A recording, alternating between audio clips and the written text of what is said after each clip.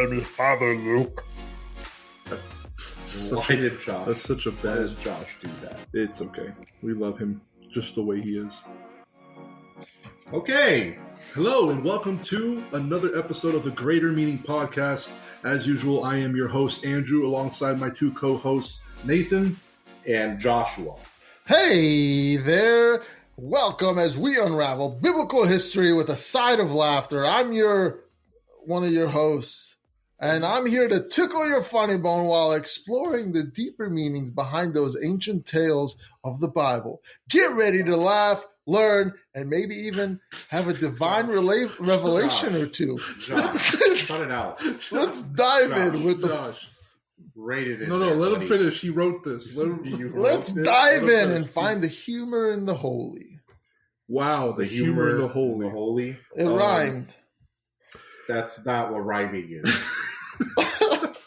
I've seen some interesting poems. You're good job, Josh. Yeah, I'm I glad. understand, but that's not what rhyming is. Well, we're happy to have you guys here with us on episode 3 of the Greater Meaning Podcast. This week, we will continue our journey through the story of the Bible from beginning to end in chronological order. Last week, we observed the tragic story of the temptation and fall of mankind from the Garden of Eden. This week, we'll be exploring murder. Yeah, unfortunately, it doesn't go great for humanity. They haven't learned their lesson. Let's just say it keeps getting a little bit worse, and we see the evident need for salvation from God and His continued mercy for humanity. But yeah, no, it's gonna be real this week. We're really excited to get into this story. We're really excited to continue this journey. I don't really have anything else to say. Further ado, let's get into it. It's the saddest story because it's when a brother murders his brother. Yeah, it's deep. Where brotherly love turns into brotherly hate. Mm-hmm. There you go. That's rhyming. It is. No. All right. So how should we begin? You want me to read? Yeah, I think this week's chapter we're gonna start. This week's story takes us into Genesis chapter 4, where we'll see kind of the aftermath of the exile. You have Adam and Eve exiled from the garden. Now they're still in the land of Eden. They're just not in that garden which was planted in the east. So chapter 4, verse 1, Nathan, if you want to kick us off. Now Adam knew Eve, his wife, and she conceived and bore Cain, and said, I have acquired a man from the Lord. Then she bore again, this time his brother Abel. Now Abel was a keeper of sheep, but Cain was a tiller of the ground. And in the process of time, it came to pass that Cain brought an offering of the fruit of the ground to the Lord. Abel also brought of the firstborn of his flock and their fats. And the Lord respected Abel and his offering, but he did not respect Cain and his offering. And Cain was very angry, and his countenance fell. Yeah. So. Whew! His countenance fell. Great. I don't even know what that word means. But that means he got upset. Deeply upset. It was a visible upset where imagine shoulders falling, face frowning. His facial expression. It's like changed. He wasn't just like, oh, that's fine. What does He countenance didn't have a mean? really good poker face. No. You could read that he was upset by looking at his face. Yeah. A So person's lot of things, face or facial expression. Yeah, you're right. it's like an obvious thing, like he was very upset. Now, before we get into that, we just want to explore kind of this post-Eden world or this post-garden world. Yeah. I think it's pretty interesting to note, it's like the first thing we see, Adam knows his wife and she conceives and bears Cain. He's the firstborn. And the first thing she says is, I have acquired a man from the Lord. I think it's an interesting way to say that because she's acknowledging that even though the act was probably between her and Adam, the conception, the life and the birth she attributes and gives back to the Lord. So we see that even though they sinned, even though they were exiled from the garden, there's still a remnant of that looking to God and maintaining some form of relationship with God. So that's kind of the first thing that came to mind when I was reading the story and I was running through it again, is that what was life like? What was, the post-garden life? What was that relationship with God look like? Before it was probably a lot more intimate, almost face-to-face, I like to imagine, afterwards. Like, what do you think it was like for them? How do you think they saw God? Do you think Eve was confused that Cain had a belly button? Oh, man. Dude, were they like, something's wrong with this? Well, imagine when it comes out, it's still attached, and they're just like, does it just stay this way? What do we do? Yeah, a lot of confusion with the first part. If maybe God was kind of there during the process. Well, God is technically there during all the processes, isn't he? Yeah, he's obviously like there that? during like everybody's process, like but at that time, he was still around. Like, they weren't in the Garden of Eden. God wasn't walking with them as he did when he wasn't in the garden with them. But yeah, no, you're right. He definitely was still present. He was still speaking to them. There had to have been things that they, like, traditions, and like I'm sure they still kept the Sabbath day holy. I'm sure that Adam still had his routine that he kept up with, and maybe that's why she said, "I have acquired a man from the Lord," because God was with the whole process. And whenever you have a child, especially it's your first child and you haven't seen any other babies ever, and then you have a child and it's living, you're going to be like, God, thank you that there's another man here other than freaking Adam. Well, that brings up a very good, and the reason I asked it in that way was another question. What do you guys think? Do you think that it was just Adam and Eve and Cain during that time, or do you think that there was multitudes of people in different parts of it, that there wasn't this happened one. It's like you guys try. It's like you guys try to put me in positions to sound like the crazy person. I'm telling you, because it's not like I am a Christian. I am a born again Christian. I believe in the Bible. I believe in God.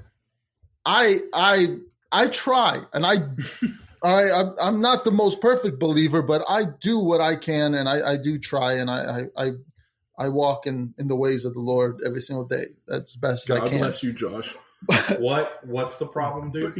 I set him up with a question that could bring some type of conspiratorial. There's more. It doesn't. Adam I was just having this conversation the other day, literally yesterday, actually, with this guy. Is he conversating with you? When he says this all the time, not having this conversation. It was not with him. It was somebody else. And we were talking about the concept of, in the previous episode, Sam asked about time and God, and we got into this conversation of, if God is forever, there is no beginning and there's no end to God, then God obviously is out of time and there is no time. I was trying to say to him that, if God is forever, God's time did not start with Earth. He's been here forever. It would be kind of weird to just all of a sudden be like Earth, and that's God's whole story. Yeah, we talked about the last episode. He's outside of time, but when it comes to the story of her today, do you think that it was just the next year she conceived and bore a son, or do you think it was like, Cain was obviously first? I'm getting somewhere with this. All right, but you're cutting me off. Cain and Abel, quit it. Sorry.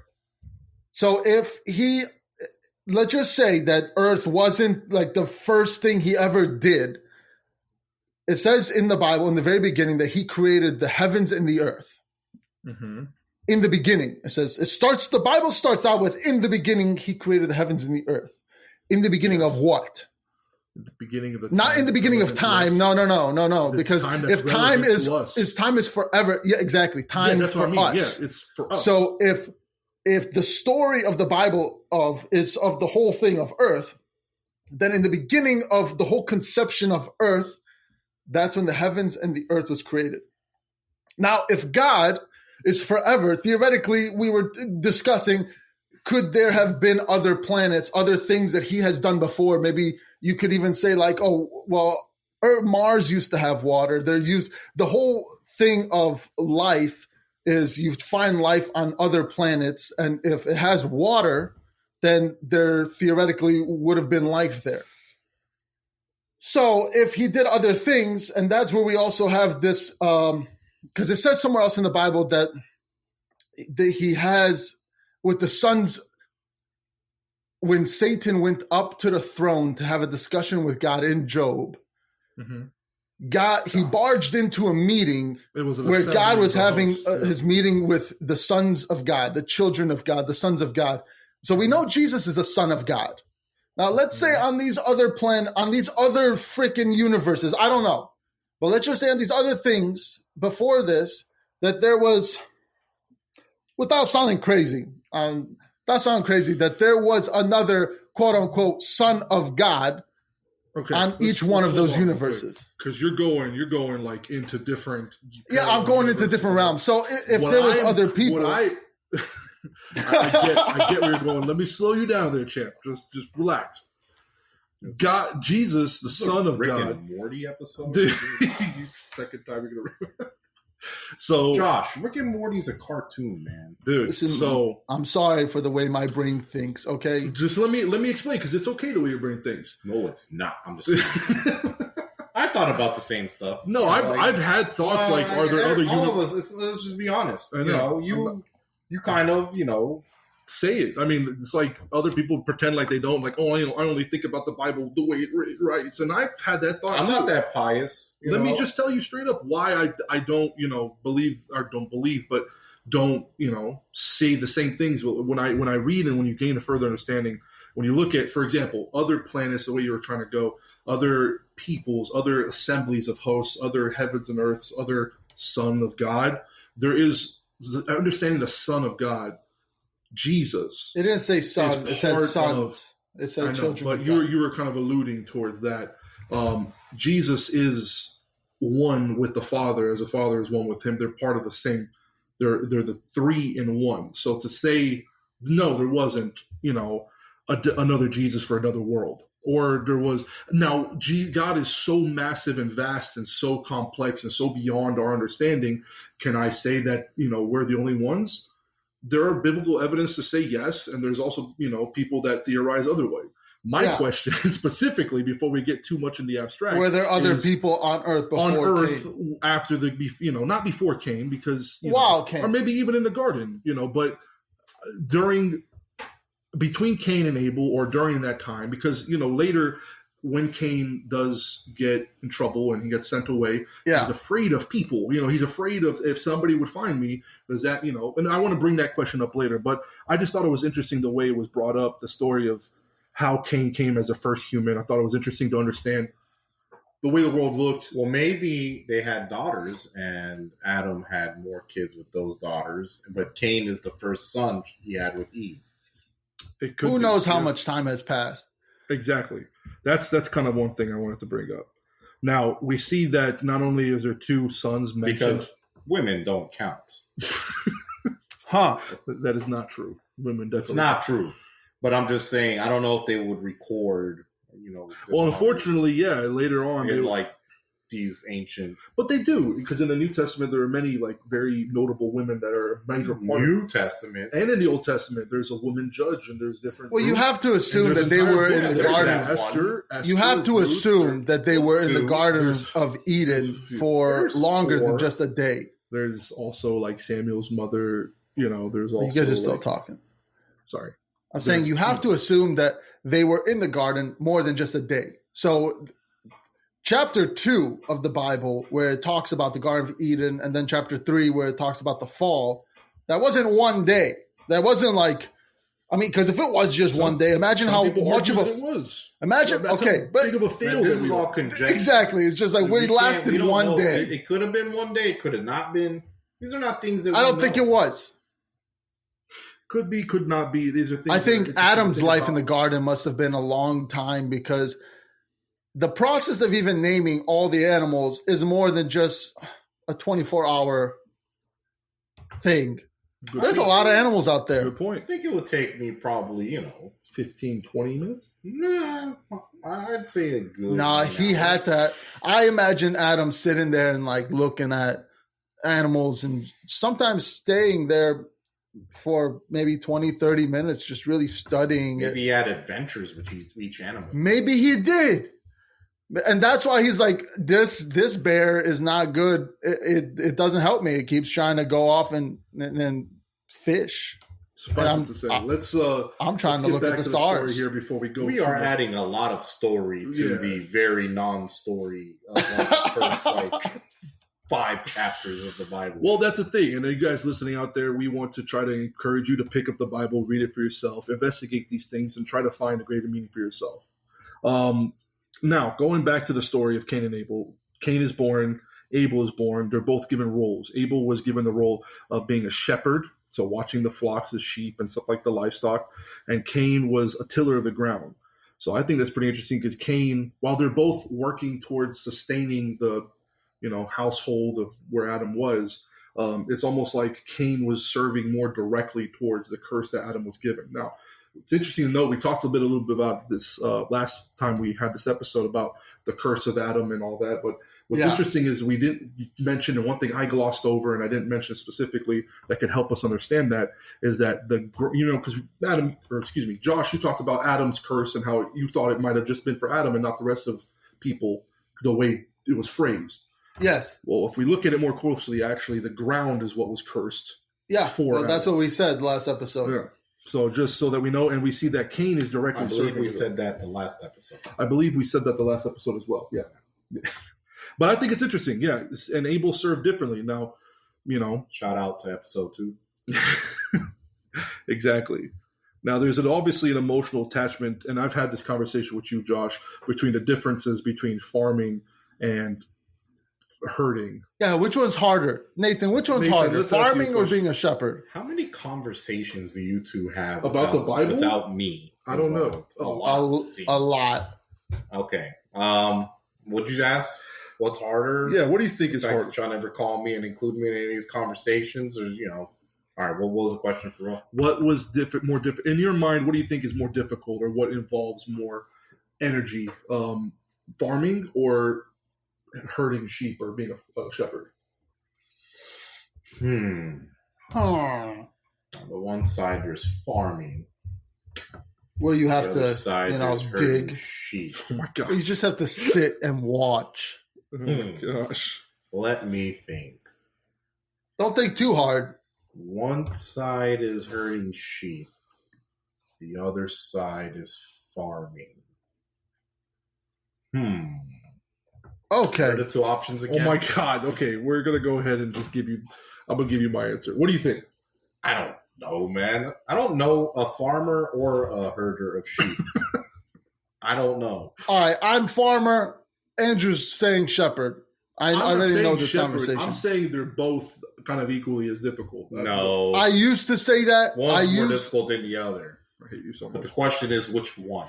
farming. Maybe. Well, Josh is Maybe thinking not. about the actual physical, like toiling in the soil and reaping, and Because they didn't have machines back then. I understand. But with But the And they sheep- also- with the sheep, you're having to chase them back and forth. You're having to collect The them. concept of You have to riding go a after horse them and all. using a Yeah, You horse. have to herd them to water. Herd the sheep. You don't really have a second to rest Yeah, all day. but with farming though, you you can know, take a break. And you drink some could water. like have to toil and sweat. But with sheep, Nathan, Nathan, can we stop? I'm sorry. I don't know, guys, and that's not even an important question. The reason I ask this question is because we see that in the process of time, it came to pass that Cain brought an offering of fruit of the ground to the Lord, and Abel also brought an offering of the firstborn of his flock. Now, what is a sacrifice? And of their fat. Yeah, and of the firstborn and of their fat. And then something very interesting happens, something very important happens. We have God respecting and accepting one offering. Now, interesting the way he says that he respected the offering, and he did not respect Cain and his offering. You see, he said he respected Abel. It's like a personal thing. Like, I respect you and your offering, and I don't respect you and your offering. And to bring an offering, to bring something, it has to have meant something. It has to be a sacrifice where you have toiled for something. And that's kind of where this idea of what is more difficult, you're bringing a firstborn that is valuable, that you have probably an emotional attachment with, that you have something that means a lot to the rest of the sheep. It's something that has great significance. And then you have something that also was very difficult to do. I don't know. I've never grown a tomato. I've never I only imagine the satisfaction I only hear from people that do. You know how hard you have to work for one Dude, tomato? Your brother Josh has a garden. Yeah, one tomato Josh, takes a year of hard toil and sweat and labor. Yeah. One tomato. Yeah, but clearly God disagrees with you. Because he took Abel's sacrifice. I mean, I'm joking. It's not as hard for one tomato. No, so he just gave him fruit. This is the question, guys. His brothers bring in that firstborn, baby. Why was Cain's offering rejected and Abel's offering accepted? Why do you think? Okay. Well, question. You take it away, Josh. Yeah, I'll take it away. So Abel is bringing his first, all right? So he's bringing his first, which it's not really, it's not like God had a certain type of, because he didn't tell them exactly how he wanted his offering. Maybe. How about this? Well, it's not written down as if he's saying it, but maybe he told them, because all of a sudden we see time has passed. They've been farmers, they've been shepherds, they've been doing this thing for a while. So time has passed, and all of a sudden they're like, okay, we need to bring an offering to God. So let's bring an offering to God. Maybe they were talking to their parents, and the parents said, hey, we should probably do this because there is a God up there, and he's, we need some favor. I don't know what the reason was, but they decided to bring an offering to God. Now, Abel brings his firstborn of his flock and of their fat, and the Lord respected Abel and his offering, so he has respect. Yeah. But he did not respect Cain's offering, because Cain, all he did was just he basically brought him the fruit of the ground, right? But you yourself said it was really difficult to grow. So it was difficult to grow, but how much physical effort did it take for Abel to see something give birth? I'm just playing devil's advocate here. I agree, but I think in this, it was like I keep on harping on the wrong thing. In this scenario, the question is, why was Cain's? Why did he choose one over the other? I believe that it's because Abel brought his first. No matter what it was, he brought his first. He respected God enough to be like, God, you are my first. You get the first. Now and then Abel, Cain came with decent intentions and was like, God, I want to bring you my best. But that's not what God wants. God wants your first, and he doesn't care. All of this is his already. He doesn't care about he doesn't care about like, I'm bringing you gold. God made the gold. Why does God care for your gold? He wants your first. He wants that intimacy that you. He wants, exactly, yeah. Exactly. Hit it on the nail right there. Yeah, he wants.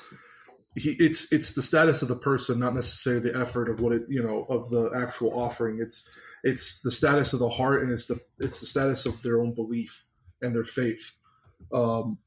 Nathan, was that kind of what you were thinking, or do you have something? Give God your first, and all honestly,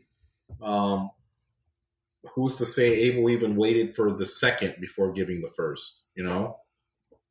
He giving the first to something to God, and you're having faith that there will be a second and a third and a fourth, but you're giving the very first part of it to God. Absolutely. It's just like tithing sometimes, man. Tithing's difficult for some people to do because I don't think this has anything to do with tithing. I know it doesn't have anything to do with tithing. Completely different. Okay, but I'm just saying in general, because that's the offering we give to God. And a lot of times it's difficult for people to do because, they're worried, well, I don't have enough money to give. Mm-hmm. But then there's other people that give it on faith. And then you always hear the stories of, well, God always provided. You know what I mean? Mm-hmm. I'm just saying, like, it's a faith thing. And Abel totally put his trust and faith, and that's my viewpoint from it. That's exactly Abel put his total trust and faith that God will provide always. Mm-hmm. Therefore, God should get the first, because it's God's, like you said, it's God's anyway. Exactly. Whereas this Cain, is just another example where God is trying to tell them, listen, guys, I just want you, and if you give me you, I want to take care of you. Just like how he did with Adam and Eve in the garden. He just wanted them to put God first and to respect what he said, and then he was just going to take care of them. That's exactly right. And I was so happy you guys hit that point, because that's what I was going to bring up, and that's kind of it gives us a reason in Hebrews chapter 11, verses 4 through 6. The Bible tells us that by faith Abel offered to God a more excellent sacrifice than Cain. By faith, through which he obtained witness that he was righteous, God testifying of his gifts, and through it he, being dead, still speaks. And then by faith Enoch was taken away, so that he did not see death, and was not found, because God had taken him. For before he was taken, he had this testimony, and I want to go on to verse 6. But without faith it is impossible to please God. Or it is impossible to please him, for he who comes to God must believe that he is, and that he is a rewarder of those who diligently seek him. So yeah, you guys nailed it right on it. That is, you can base it on the reason why God didn't respect, and not just the sacrifice, Cain. It was the way he came and presented himself before God. Should I read on? You should definitely read on. Okay. That's obviously, upset Cain.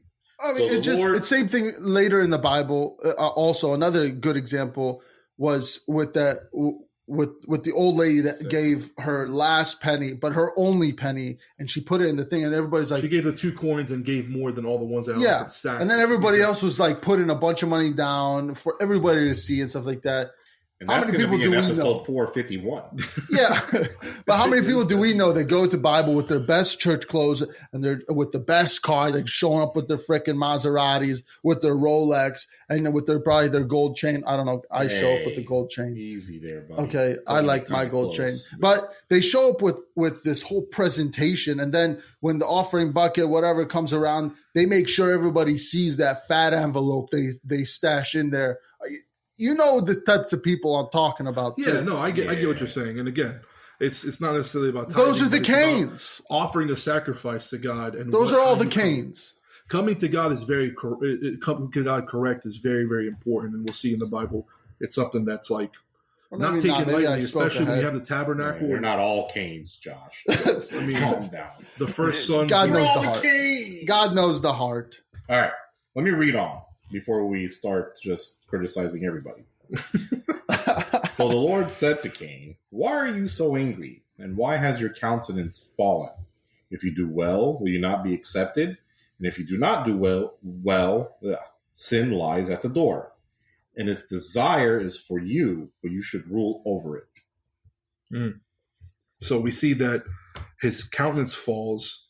He gets upset, but and then again, that relationship, that post-garden, world, God comes to Cain and warns him. He literally reaches out. He gives him this beautiful warning. He's like, hey, he doesn't just leave him stranded. Like, he sees that Cain is upset. His face and his countenance has fallen. And he comes and is like, dude, if you do right, you do what is well, I will accept you. It's not that you're just never going to be accepted. But if you don't do well, watch out, because this thing is waiting for you to mess up. It's waiting to take hold of you. But you're supposed to, like in the garden, and when I first created you, you're supposed to rule over. But it's coming and trying to destroy you. Picture this. What if God did this whole thing and set this whole thing in motion for them to give offerings just to be able to prove a point and gets a message across to Cain to be like, hey, man, fix your ways, because he's obviously been watching them. He's probably been seeing the way Cain has just been doing things, and he's obviously not happy with the way he's doing things. So he wants to give him a message, and it's clear over here. It's like, hey, man, I want you to do good. Like, I'm trying to help. Please. Yeah. I don't know. Possibly. Who knows? I just, I mean, at the end this of the day, story is more of Cain than it is Abel. you see, this is humanity's. It's the first time you see humanity have envy and like jealousy and anger, like basically depression. And just like it's a lot of these darkest like emotions that tie in and lead to breeds something to darker. hatred. Exactly. It's like it really starts with selfishness because Cain realizes that Abel had something that he didn't have that was sought after. I mean, Abel just had the right stuff. Cain just didn't have the right stuff. And we saw. He said his countenance fall, but he was also very angry. There's some that say he was wroth, like he was more than angry, like he was extremely upset. And God steps in and is just like, dude. Now Cain talked with Abel, his brother, and it came to pass when they were in the field that Cain rose up against Abel, his brother, and killed him. Then the Lord said to Cain, "Where is Abel, your brother?" He said, "I don't know. Am I my brother's keeper?" And he said, "What have you done? The voice of your brother's blood cries out to me from the ground. So now you are cursed from the earth, which has opened its mouth to receive your brother's blood from your hand. When you till the ground, it shall no longer yield its strength to you. A fugitive and a vagabond you shall be on the earth." And Cain said to the Lord, "My punishment is greater than I can bear. Surely you have driven me out this day from the face of the ground. I shall be hidden from your face. I shall be a fugitive and a vagabond on earth, and it will happen that anyone who finds me will kill me." And the Lord said to him, "Therefore, whoever kills Cain, vengeance shall be taken on him sevenfold." And the Lord set a mark on Cain, lest anyone finding him should kill him. Okay. Just, oh man, there you have Let's steer clear of what. Straight murder. All right, so we start out with them going into the field. Cain's like, "Yo, bro, what's this all about?" And Abel's just like, "Dude, I'm just, I don't know. I'm just trying to be a good boy. Me. I'm the good little brother that follows God to a T." Cain's like, "Dude, I've been working so hard. I'm giving God what I can." Who knows what the conversation went? Bada boom, bada bing. Cain grabs a rock, a stick. Maybe he kills a cow and grabs the leg of a cow and shanks his brother. Who knows? But he kills his brother. He killed him. Yeah, he rose up against him and slew him. Yeah. Slain him. Well, slain him? Slayed him. Slain him? Slew? Sleep? What? Well, in my version it says killed him. Yeah, essentially. Now, yeah, I don't know if it was premeditated or it could have been bare hands strangling. Yeah, it might have been, honestly, because but there was blood, so the blood, you see God. There was blood. It's a heavy. It wasn't internal bleeding, so it could not have been strangulation. Yeah, and he came to Cain the same way he came to Adam when he sinned, with a question, reaching out yet again. I know. Obviously, blood was crying out. God saw his creation kill his other creation, and he comes to him and he says, just like, "Hey, where's your brother Abel?" And Cain, his first response is so like haughty, just like, "I don't know. My brother's guilty." Like he's obviously guilty, and I have to think that he knows that God knows everything. Oh yeah. And it's just like he's so far gone. And he's so like just in that moment, just like whatever. I don't even care. And then when he hits him with the "What have you done?" He hits him with that 187. Yeah, this the voice of your brother cries out to me from the ground. So now you are cursed from the earth, which has opened its mouth to receive your brother's blood from your hand. Man, that's like it's like one step further of a curse than Adam got. It's like the next level. Yeah. Adam's curses, God cursed the ground, and then with his son, the cursed ground that God already cursed is now cursing from the, what's it say? From the ground. Now you are cursed from the ground. So God cursed the ground with Adam, and then the ground basically, from the ground, God is cursing Cain, just like down, back up to Cain. Where Adam has to work hard to receive the things he was freely given. Now Cain doesn't even have a choice. He can't even do that. It's like, even if you try to grow some ain't tomatoes, nothing coming. You're going to get them rocks and thistles. Like that's why he had to move to the city. That's a very... Well, that's what he did. If he can't be a farmer And he's obviously not going to be a shepherd because he's not going to pick up the profession of the brother he just killed. He ain't doing that. That's like a slap to the face. He becomes a fugitive, and it comes back to that point again. You have to go from place to place to get what food you can, whatever living you can. You don't get to call any place your home anymore, and you're exiled. So you have Adam and Eve witnessing the result of the sin that they brought into the world, taking away their first two children, everything from them. And now you have Cain also. We have that back to that conversation. He's afraid because obviously he's like, what happens if somebody finds me and I'm not together with you? I'm not safe. I'm not in Eden. I'm not in God's presence. They're going to kill me. And God does something extremely interesting here. I would think that, second generation in, sin is already entered the world. They're already living out in this punishment, and you do something so heinous as to kill your brother, somebody you grow up with, somebody you're close with, somebody you see every day that you serve with, you offer offerings with. You kill him, you take away its life to where it's literally crying, his innocent blood cries out to God. Yeah. And God, instead of, smiting Cain right there on the spot, he gives him another merciful sign, a sign that protects him against any type of person that want to harm him. And then not even that, whoever harms him will be cursed seven times, which has significance. What's 7 times worse than he already got? Like, you ain't get it. You ain't nothing you do will ever be good type of thing. Not only will the ground not help you, but there will be birds pooping on your head whenever you wake up type of thing. Yeah.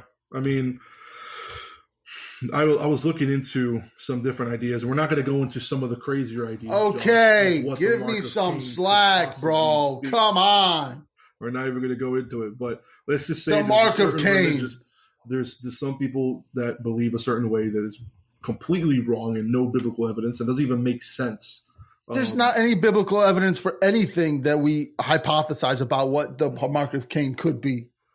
I mean, yeah, everybody goes from it could be like a physical letter written on his forehead. It could be, some people say it could have been one of the, it could have been a dog that followed him around and protected him. That was actually like something that people literally look up, like the mark of Cain. Or it could have just been not a physical mark, just the miracle, the fact that he wouldn't ever befall danger to the point where somebody would hurt him, that God would have a protection over him. It didn't have to be a physical mark, or some people even said it was a horn coming out of his forehead.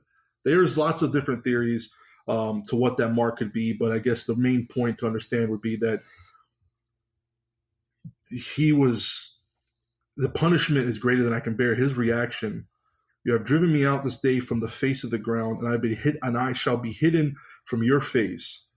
It's like the limited relationship they already had. You can see sin, what it does is it drives you further and further away from God. And God warned him, and he told him, don't do this. And he did anyway. And he allowed that feeling of jealousy that turns into sadness, jealousy, hate, resentment, anger, and then eventually it ended up to a physical action of murder to take over him. But God said that you're supposed to rule over that. And God gives us the strength to be able to rule over that instead of letting it take over us. So that's briefly the story of Cain and Abel, unfortunately. Now, luckily, the story doesn't end here. There's a lot of Bible to continue. We have the family of Cain. Yeah, this isn't even the end for Cain. Cain continues. He receives his curse, but he also receives this partial mercy or this blessing, and it continues on with verse 16. Nathan, if you want to continue, we'll see kind of where, after being exiled from his parents and from everything he knows, where does Cain end up?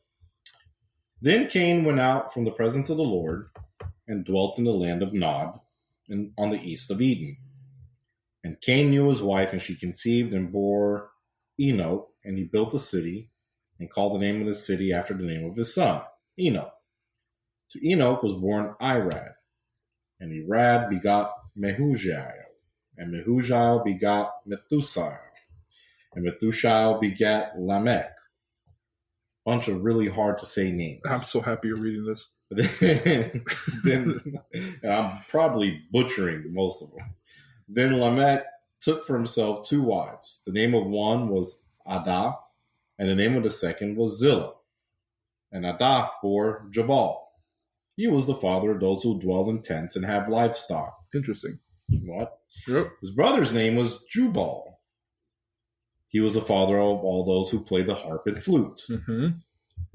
And as for Zillah, she also bore Tubal Cain, an instructor of every craftsman in bronze and iron, and the sister of Tubal Cain was Naamah. And Lamech said to his wives, Adah and Zillah, hear my voice. Wives of Lamech, listen to my speech. For I have killed a man for wounding me, even a young man for hurting me. If Cain shall be avenged sevenfold, then Lamech 77-fold. Yep. So a lot of really interesting things right there. Let's start with the fact that Cain goes out from the presence of the Lord and dwells in the land of Nod, which is east of Eden. And he, first of all, finds a wife. I don't know where, but maybe that's the confusing part. Is just like there's this whole town, there's this whole city. Nod. There isn't a city. It's a land, just like Eden was a land. Cain actually founds the first city. Yeah. And one thing that we see from it, let me point out one thing that I saw was interesting. With who? He has a kid. He conceives it and calls it Enoch, and built a city and named the city after his son Enoch.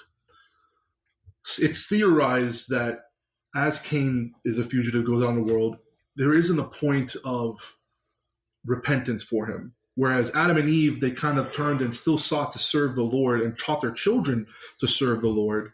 Enoch, I see as an indicator of not only does he found a city, but he names it after himself or something that comes from him, as opposed to ever giving glory back to God. It's kind of another sign of kind of who he was to his character, to the base of how he believed. And it shows, and everything that happens afterwards is just another clear indication of that. He has a couple more children, and we'll skip to the only next notable one, which is Lamech, who had two wives. So you have the first polygamist, which there itself is probably not a sign that he's a good guy. Lamech is a wild. Dude, he just was a wild man. And not only that, he was a violent man. He killed a man for just wounding him, and even a young man just for hurting him. He's just savage. So there is this legend. So it also has to do with the mark of Cain and even how Cain dies. It's not real, but there is this legend. It's an extra biblical type of writing that's not. It's not at all sourced as accurate, but some people like to give it credit or whatever. But the legend basically goes is Cain. The mark that God gives Cain is a horn on his head. So Lamech's son, and Cain decide to all go hunting one day. And Lamech mistakes Cain as an animal and kills the animal, and then also accidentally kills his son in the process. And then that's why Lamech ends up sevenfold. He kills his son as well because he killed Cain.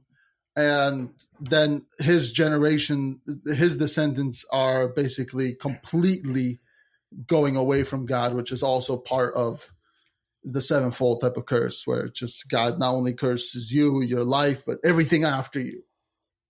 Yeah. That's not in the Bible, though. No, it's not in the Bible. I stated that already. Wow. Said it's biblical. No, I said it's an extra biblical, as in it's a different type of writing, but it's even more extra than the Bible. One interesting thing and one parallel I'll bring to Jesus, to see where kind of he lines up with a lot of this, with Lamech's little statement or his little saying to his wives, if Cain shall be avenged sevenfold, then Lamech 70 times 7. The spirit of vengeance and violence and continuation in sin. Later in the Bible, in the book of Matthew, when, the disciples are asking, and Peter's asking Jesus, he's talking about forgiveness. And it's like, well, how many times should I forgive my brother? Yeah. How many times did Jesus say? Seven times? 7 times 7. He says 70 times 7. 70 times 7. Yeah. You should have that heart just like God had for his creation.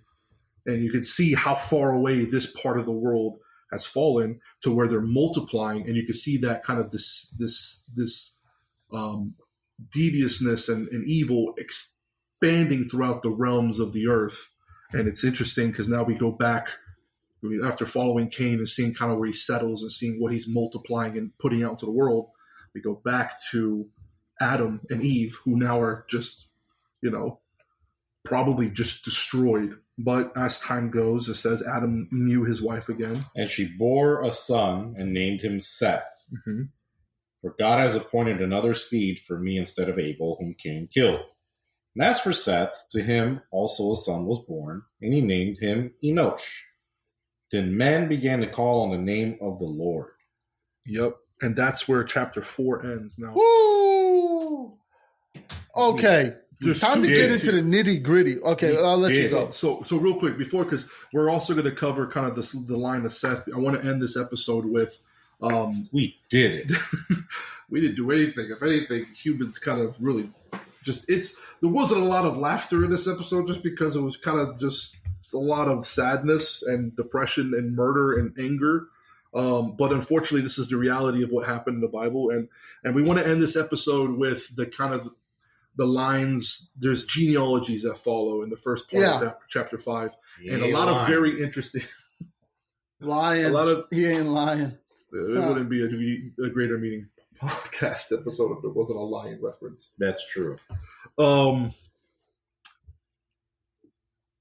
We have genealogies, very interesting children that follow. We saw what kind of happened with the line of Cain and what he ended up offspringing. But one thing I want to point out that was interesting, what do you think he meant what do you think he means that then man began to call upon the name of the Lord? That last verse, after Seth, and then Seth was born, and Enosh, and, I like to imagine that Adam and Eve were still kind of talking to God daily, and just kind of the kids that stayed with them also had that close relationship with God. Yeah, that's the one idea. Is like, then this part was still calling upon the name of the Lord.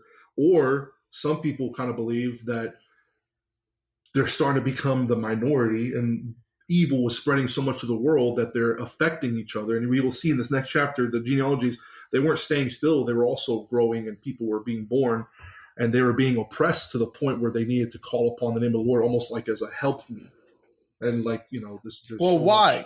Because there's so much murder and evil in the world. Okay, yes.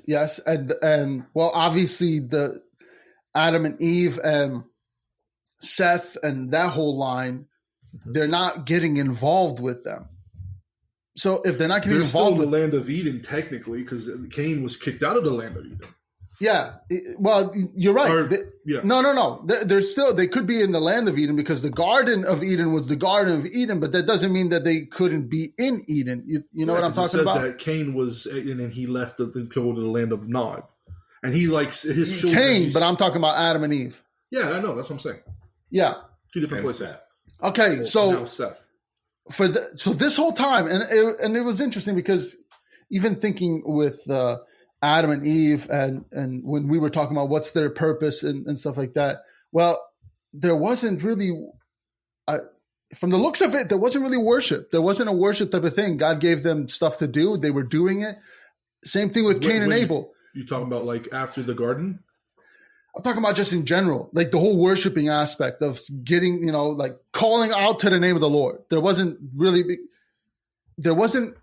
want to say is the more sin that came onto the earth, the more and more God had to get away from us. You know what I'm talking about? Kind of, yeah, actually. So the more and more God left us, the more and more people became desperate for God. So the only way to get God to kind of like, God, please help, was to call out onto, even Moses later on, or who was it? It was Abraham. He had to interfere. He had to call, like God had his plan to destroy certain city, and Abraham was like, God, I know you got this plan, but please, like. Yeah. So it's the same concept that God's drifting away, theoretically. I'm not saying that this is actually what happened, but no, God's leaving. God's leaving because of all this sin, because wherever God is, sin cannot be. So the more sin that is starting to happen on earth, the more he has to leave, the more his presence is not there as much. Yeah, it's drifting further and further away, and like it says, there's a verse that says where his eyes cannot behold where sin is, so he's constantly turning away, and it's just snowballing into this depravity that's just continuing to grow and grow, and it's just you kind of hit it right there on the nail. It's like, yeah, at this point, I would say the population of people that are still faithful and calling to the Lord are growing smaller and smaller. Well, they're also, I imagine them being killed. That's what I'm saying. That's why I brought out the whole, and then they begin to call out. They're like, God, we that are your children that are still being faithful to you are becoming less and less, to the point where this next episode, when we get into Noah, it's just Noah and his family in a whole world where it says that every intention of their heart was evil and towards evil. Like they even at the bottom core, they were nothing good. No. Now, I want to just go through some of the children. The first half of chapter 5, we're not going to read it. I'm not going to make Nathan go, and he lived this many years and died and then begot this person. No, it's a lot, and it's going to be kind of hard to listen to. I'm just going to go through a few notable sons. Seth begets Enosh, then men begin to call upon the name of the Lord. And then there's a lot. You can go and read chapter 5 and kind of see the ages in which they lived. Yeah, Adam lived to 130 years and then begot a son. No, Adam lived for 930 years. Yeah, but when he had Seth, he was 130 years. Yeah. And then after Seth, he lived begot Seth, another 800 years. 800 more years. Imagine that. That's like a whole... I can only imagine. I can only imagine. Yeah. Seth lived 105 years, and after he begat his son, finally, he lived 807 years. And yeah, we have genealogies going through begetting and living and dying. Who's the one that lived a very long time? Was it Methuselah? So we get to Enoch. Enoch is an important figure to stop on. Where's Enoch? We're going to talk about him a little bit more. Well, let me get to Methuselah. Well, Enoch gives birth or begets. I understand that, but I want to talk about Methuselah for a second. Okay, let's go to Methuselah. It's past Enoch. That dude lived 969 years. Mm-hmm. Yeah, and a lot of people wonder, how in the world did these stories get, like, how do we have these stories? Because these people live for freaking forever almost. Exactly. And it's easy for the word of mouth to keep going. Technically, between Adam and Abraham, there's literally only two people that needed to have, like, the story, word of mouth given of how everything happened. Adam would have lived long enough to tell his child or his grandchild Lamech, and Lamech would have lived long enough to tell Noah's son Shem, and Shem would have been old enough to tell his grandchild Abraham. All the way up to Abraham, you have direct line of like two people that would have been like, yeah, Adam straight up was in the garden. This is what we told this happened. And a lot of people believe that, and this is what a lot of Jewish people believe, that Methuselah was one of the first ancient historians, where he actually wrote on stone ziggurats or tablets the histories of the world as told to him by his forefathers, and he actually gave to Noah, and Noah carried these histories on the ark. And then after the ark, there was like places. This is what's believed. Again, I don't have any verse that says this is. I love it because the thing is, we think of Methuselah living as long as he did. He recorded history, passed it on to Noah, and then Noah brought those same tablets somewhere. That's common sense logic. I just like someone had to carry on the writings. I just picked a cool sounding name. Now Enoch, I mean, it turns out he's cool. Enoch I'm going to get into Enoch. Enoch is such an insane character because let me read about Enoch. All right, so. All right. Jared lived 162 years and begot Enoch. Mm-hmm. After he begot Enoch, Jared lived 800 years. And that's something blah, blah, blah. Enoch lived 65 years and begat Methuselah. Had him super young for that time. Yeah, 65. Man, boy, he got started young. Young chap. After he begot Methuselah, Enoch walked with God 300 years and had sons and daughters. So all the days of Enoch was 365 years. And Enoch walked with God, and he was not. For God took him. Which is again repeated in Hebrew. When I read in Hebrews chapter 11, it says again, and he was not, by the way, because God took him. So this is not like this. He didn't die. Folks. One of the only people in the Bible to not experience death. This is just mind-blowing. One of two. And it's just the lore and the the stories and the extra biblical texts that come out called the Book of Enoch. Book of Enoch, which is not part of the Bible. Not part of the Bible. Well, we're going to first open this. No, I'm not getting into it. Episode. First, we start off that the fact that he even lived 365 years. I mean, a lot of times we all have these mindsets like, oh man, where did we come up with the concept of months, days, years? How do we even know what a year is? Well, or how do we know how to milk a cow or stuff like that? Did Enoch live? And we'll just do days in that year. This is a wild example of just like God. Another thing that God set in what a year was, and another freaking like slap to the face is like Enoch lived 365 years, and then God takes him. That 365 was for a reason. I don't see any other reason than it being a full year, that we have. But numbers are a very important thing in the Bible. I agree, but I don't know why. It's just a coincidence. It's very stretch. Yeah, it's not a coincidence that he lived 365 years and God took him. Well, what about I a don't leap think that's year, a coincidence. Tell me why. What about a leap year? Yeah, tell us about that leap year. Yeah, the leap year is. I don't know. It's something the devil must have got involved with that one. I don't know. An extra day. No. No, I mean, this is the first instance that somebody doesn't die. This is insane. There's like a whole UFOlogy stuff. Bro, we're going to get into... So we're not getting into Nephilim right now. This is going to preface that's the going Noah to take episode. all day. Yeah, we're going to... that's going to be a long episode. By the way, next episode... I'm just telling you right now, this one's not as zany.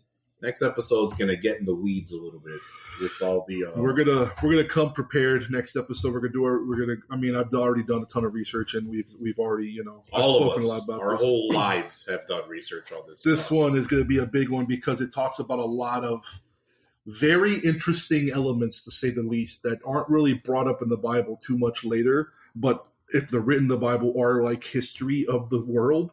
So, for now, we'll just stop at the fact that Enoch was somebody that lived. I want to get into dinosaurs.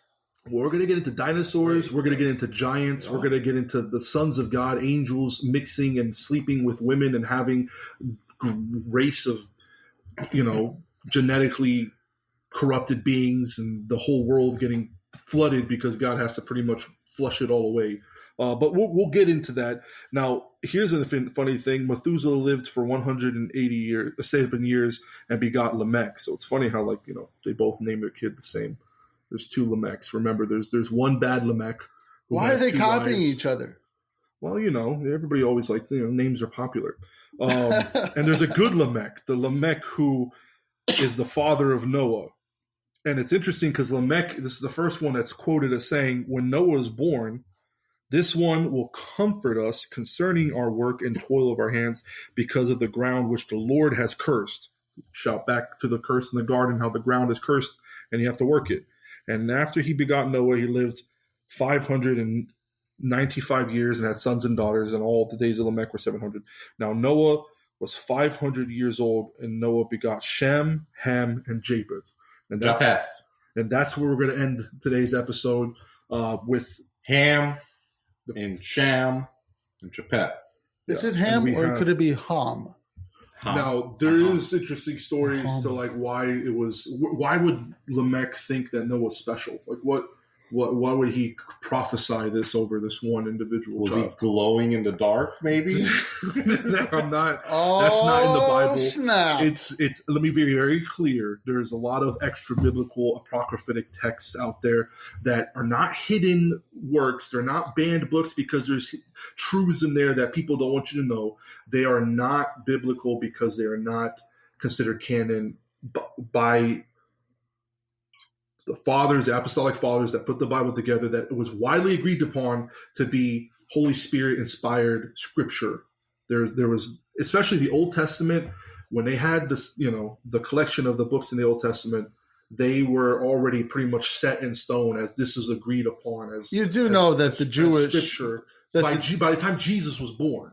You do know that the Torah has more books in their Old Testament. The Septuagint is a collection of what we know as the Old Testament that was translated from the original Hebrew into Greek, and it's It's more in depth. It's the same. It's pretty much similar to the Old Testament. If it has nothing to do with the story of Jesus and our salvation, there was no reason for it to be in the Bible. I don't even want to hear about it, bro. But Noah was glowing when he was born. Maybe. And they were just like, why is this child glowing? Why is the child glowing? He's not. Why do Romanian dogs go hum hum? And American dogs go bark bark. You know? I never thought of that, man. Like, dude, when you're my grandfather, Hum hum. when I heard that for the first time, I died so hard because if you know my grandfather, he's very serious. No, but you're right. I've heard that before. And he just goes, and the dog goes hum hum. Hum hum. What type of dogs do they have over there? I don't know, but they're the hum hum. I don't know why I went off topic there. I don't know. What made Noah special as a baby? I mean, why? I mean, he pointed them out and said, "This one will comfort us." Concerning, I mean, if my child, maybe was they said glowing, something about every child. All right, we'll get into Noah next one because next one's gonna like this is a whole preface before we get into the big. But in big hindsight, one. Moses was like that one special. Let me include his dad. We had He to actually lay the was groundwork kinda special. here. Noah was the savior of humanity. Okay, we He keep was talking about Noah. He was the one that remained faithful and righteous to God, and which God used him and his family to carry on. I have a question because everybody knows about Noah and the flood. What do you think when the flood's happening? Enoch's like, well, what's going on? God, do you think you should put me back down there? Whoa, God, I haven't died yet. This is Thanks, I'm God. not going back, right? Like I'm staying here. He puts him on the one island. Oh, dude. Well, that's the thing. It's the story of Noah. I'm very excited to get in the next episode. I mean, this story in itself was a freaking like crazy one. We have the first murder. Cain kills his brother. He gets sent out. Excited about and then all of a sudden, this is the wild, and we're gonna get into it next episode like crazy. All of a sudden, the line of Cain is doing all these crazy things. They're learning how to be musicians, how to use makeup, how to make weapons, ride horses. One thing we need to talk about is just his children who like dwelt in tents and livestock, and you have agriculture. Then you have one like entertainment and art, and then you have somebody that develops warfare and protection and like metalworking and you know all these. So is it trade. The more modern a country becomes, the more evil it becomes? The more people sit together. These are the symbols of a society growing, of a city, of more people collect in one place. If you can feed people correctly and they can stay in one comfortable place which is protected, that has shelter, they're going to develop things like music. They're going to develop things like artwork. They're going to develop things like, you know, different types of skills and crafts and development. I see what you're trying to say now. If you want to be a true follower of God, you must constantly be on the run. I don't know, man. A lot of those old guys have never stayed in one place for long. Like all of our Bibles have all of Paul's treks back there. He was constantly moving. He was always on the run. No, we need to rely on God for these things, and when we do the greater meaning for God's glory. So my idea of the greater meaning to the story behind Cain and Abel, it's hard to be, encouraging, and it's hard to see because when you look at a story so dark as like a brother murdering a brother, but seeing it was encouraging to see that God is still faithful, and the fact that He comes with such a merciful question, and then He still gives Cain that mark of protection where He could have, given him punishment again on the spot. I think the greater meaning is to accept God's mercy and to use it as an opportunity for repentance. When we die to ourselves and we come to God with faith, faith is the most important thing that God wants to see from us. Faith and obedience and reliance on Him. And then He will be provider, and He will accept us, and He will respect our offering if we bring one to Him. It's only whenever we seek to please ourselves, when we do something for our glory, build a city, and like, oh, I had a son, this is my son, this is my line, this is my city, these are my things, I don't repent of my things. That's whenever you drift further and further away from God. Yeah. If you can just look to God, if you can just die to yourself, humble yourself, and realize the necessity for God in your life and put Him first, then you will be accepted. That was an awesome one. Mine keep it short and simple. Put God first. Give yourself fully and put God first in whatever you do. And if you mess up, if you mess up, don't run. Don't make excuses. Just say, I'm sorry. It's really hard to do. It is hard to do, but like that's one of the biggest things also that I got from all this. And the first one was like, just fess up for it. Like, just accept your mistake. Accept when you do something wrong and try to do better. Now, that's it. That's all I got. Nathan. Oh, the greater meaning of this episode to me? I mean, the passages we read are very, very heavy and deep. I mean, you see the first murder. You see another lie to God that, I don't know where my brother is. And you just see a guy that after he messes up like that, he just continues on in his way and through his seed utterly brings about the destruction of the world. Yeah. His selfishness and his just anger and hatred. This episode's actually a bummer to me. I rarely say I don't like certain stories of the Bible, but this is one story that it hurts me because we've all experienced to some degree, jealousy, envy. We've all kind of like, we say we're happy for somebody if they do good, but then deep down we're like, I wish it was me, and I never want that to be. I'm so careful and I guard myself to never allow that to be, because I see that envy could breed so many different things. I mean, it could grow into a hatred. It can grow into you doing something that you'll regret forever. That's how, when you get in arguments with them, you say things that you regret forever.